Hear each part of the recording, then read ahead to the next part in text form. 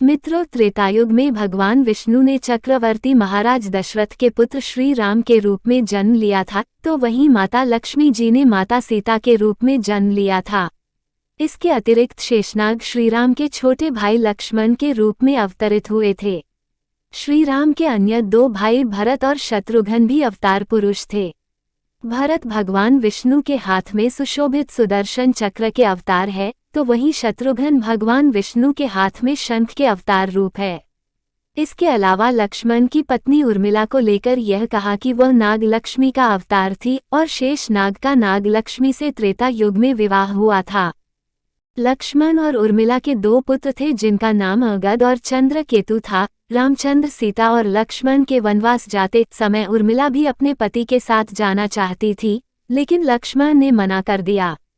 कहा कि वृद्ध माता पिता की देखभाल करना ही उनका कर्तव्य है। इस कारण से 14 साल उर्मिला पति से अलग अकेले रही। लेकिन दोस्तों, उर्मिला ने इन 14 वर्षों तक क्या किया?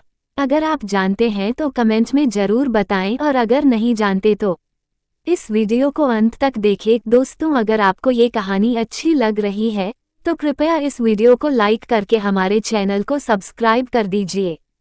दोस्तों, पौराणिक कथा के अनुसार रामायण में बताया गया है कि राम, लक्ष्मण, भरत और शत्रुघ्न के जन्म के वक्त राम, भरत और शत्रुघ्न अन्य बच्चों की भांति कुछ देर रोने के बाद चुप हो जाते थे, लेकिन लक्ष्मण रोते ही रहे। फिर उसके बाद जब उन्हें राम के बगल में लेट दिया तब जाकर उनका रोना बंद हुआ था। तब से वह हर वक्त राम की परछाई ही बन कर रहे। लक्ष्मण जी के लिए राम ही माता पिता, गुरु, भाई, दोस्त सब कुछ थे और उनकी आज्ञा का पालन करते थे। उनका मुख्य धर्म था भगवान श्री राम के प्रति किसी के भी अपमान सूचक शब्द को ये कभी भी बर्दाश्त नहीं करते थे। लक्ष्मण का वनवास राम के वनवास से भी अधिक महान है। जब राजा दशरथ ने भगवान राम को 14 वर्ष के वनवास का आदेश दिया तो लक्ष्मण ने भी अपने अग्रज भाई के साथ वन में जाने का निर्णय ले लिया। लक्ष्मण की पत्नी उर्मिला भी उनके साथ जाने के लिए कहने लगी तो उन्होंने अपनी पत्नी को समझाते हुए कहा कि वह राम और सीता की सेवा करना चाहते हैं। अगर उर्मिला भी उनके साथ जाएंगे तो उनके काम में विघ्न होगा, जिसके कारण लक्ष्मण जी ने उन्हें ले जाने से इनकार कर दिया। उर्मिला ने बहुत मिन्नतें की, वह अपने पति की सेवा करना चाहती है, पति के हर सुख दुख की साथी बनना चाहती है। लक्ष्मण जी ने कर्तव्य और धर्म की दुहाई देकर देवी उर्मिला को वन जाने से रोक दिया।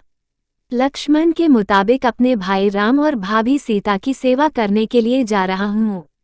मैं नहीं चाहता हूँ कि सेवा में कोई भी कमी रहे। लक्ष्मण ने उर्मिला से यह कहकर मना कर दिया कि अयोध्या के राजा को और माताओं को उनकी आवश्यकता है। उर्मिला के लिए बहुत कठिन समय था। उर्मिला ने दिल पर पत्थर रखकर लक्ष्मण जी की यह बात मान ली और वह उनके साथ नहीं गई। दोस्तों, लक्ष्मण के वनवास जाने के बाद उर्मिला के पिता अयोध्या आए और उर्मिला को मायके चलने का अनुरोध करने लगे ताकि माँओं और सखियों के संग उर्मिला का पति वियोग का दुख कम हो सके।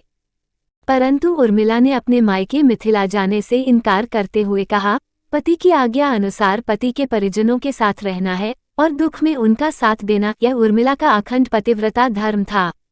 वन में जब राम और सीता अपनी कुटिया में विश्राम कर रहे थे तो लक्ष्मण प्रहरी के रूप में कुटिया के बाहर पहरा दे रहे थे। तभी रात में उनके समक्ष निद्रा देवी प्रकट हुई। तब लक्ष्मण ने निद्रा देवी से वरदान मांगा कि उन्हें 14 वर्षों के लिए निद्रा से मुक्त कर दे। तब निद्रा देवी ने लक्ष्मण को वरदान दे दिया, लेकिन साथ में ये भी शर्त रखी कि उनके हिस्से की निद्रा को किसी ना किसी को लेना होगा। तब लक्ष्मण ने निद्रा देवी से निवेदन किया कि उनके हिस्से की निद्रा उनकी पत्नी उर्मिला को दे दी जाए। कहा जाता है कि निद्रा देवी के इस वरदान के कारण ही उर्मिला 14 वर्षों तक सोती रही थी, लक्ष्मण जी जागते रहे थे। दोस्तों, कहते हैं वनवास से अयोध्या लौटने के बाद जब भगवान राम का राज्याभिषेक हो रहा था तभी उर्मिला की नींद टूट गई और उनकी जगह लक्ष्मण को सोना होगा। ऐसे में लक्ष्मण जी राम का राजतिलक नहीं देख पाए, उनके स्थान पर उर्मिला ने देखा। उर्मिला रामायण की सबसे अतुलनीय और पवित्र पत्नी के साथ साथ त्याग, बलिदान और समर्पण करने वाली स्त्री थी। आज की पीढ़ी के लिए उर्मिला का व्यक्तित्व सबसे ज्यादा सम्मानीय और पूजनीय होना चाहिए। ऐसे में दोस्तों आज की वीडियो में इतना ही। अगर वीडियो में दी गई जानकारी अच्छी लगी तो वीडियो को लाइक करें, शेयर करें और साथ ही चैनल को सब्सक्राइब करके बेल आइकन को दबाएं।